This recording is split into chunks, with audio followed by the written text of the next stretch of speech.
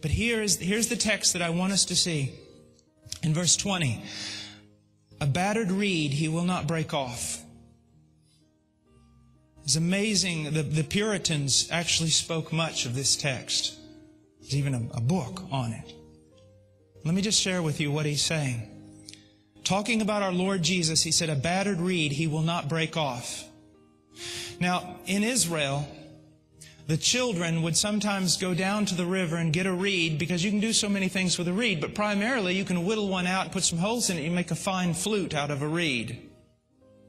But there's a thing about a reed that's very, very difficult. It's a very fragile thing.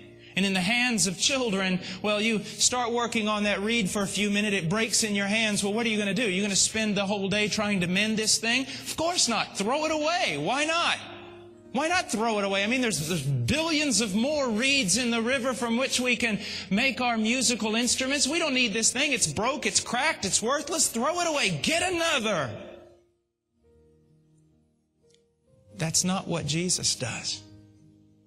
He begins to work in the life of a person, young person, man, woman, child, begins a good work in them.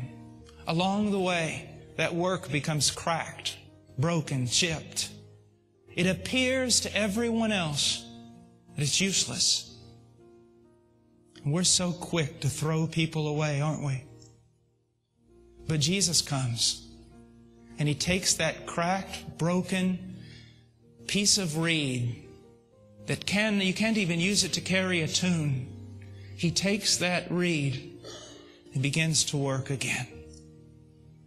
You know, Satan is not only the accuser of the brethren, primarily is the accuser of God. I can imagine Satan to Jesus just working. What are you working with that thing for? It's already proven to be flawed. It's useless. Go get something else. Christ just continues to work. And then before you know it, He takes that thing and puts it back to His mouth and plays music, a greater music than the flute could have ever played before. They say to make an opera singer a good one, you have to break their heart.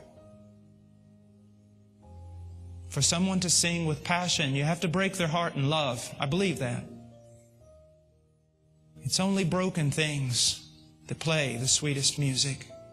Because everyone recognizes they were broken and broken by their own doing. But God came and fixed them, and therefore the Creator gets that much more glory for Himself. And after all, that's what it's about anyways, isn't it? And then He says, and a smoldering wick He will not put out. Now in Peru, in places where I lived, we used lamps.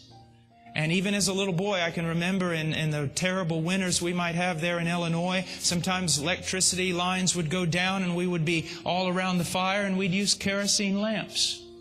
Now there's something that young people don't understand about a kerosene lamp.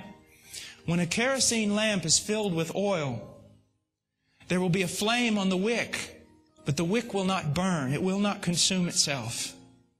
But when the oil is gone from the container, the wick begins to burn. And when the wick begins to burn, it is the most wretched thing you have ever smelled in your life.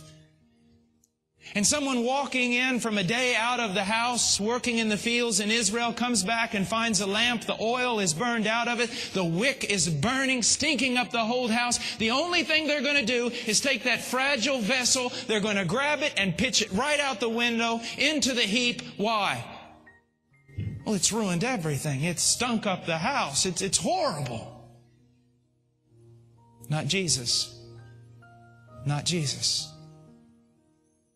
In His gentleness, He comes back, He takes the wick, He cuts off that which is charred, He mends the vessel, and then fills it again with the oil of His Spirit, and it burns brighter than ever before.